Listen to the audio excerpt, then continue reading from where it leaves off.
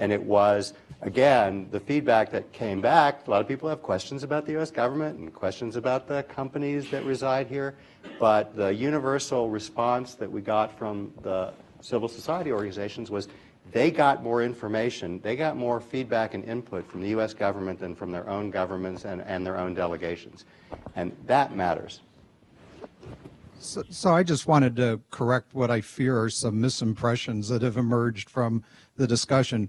First off, Gene, thank you for the framing. I thought you did a wonderful job of framing the issue, and then Danny knocked us off the rails pretty quickly. But, but it's not the first time. John Nectarline's right that as people have used the term multi-stakeholder, we've applied it to a variety of different contexts, many of them incorrectly.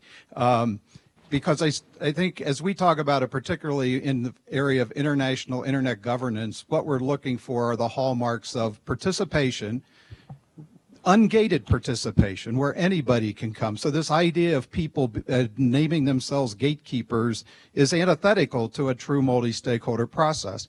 And we saw that with our little experiment on the domestic side with the Code of Conduct, where we said anybody can participate. And we had 400 people the first day.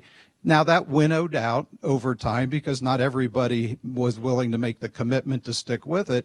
But I think it's important to have that offering at the front end that anybody can participate. And the second part that I think was missing from the discussion was the idea that a true multi-stakeholder process makes a decision. And you're basically that they have taken on either through legitimacy that they bring to it themselves by the virtue of who participates, or in some other fashion, the legitimacy to make the decision that's not subject to review by some other party, which is why I think much of what people were talking about up here were more consultations with stakeholders, but where the regulator or the agency was clearly holding on to that power to ultimately either affirm or reject that decision. And you have to have the ability, particularly in the international context, to be able to accept what that outcome is going to be, I think, in order to really get the engagement you need from stakeholders.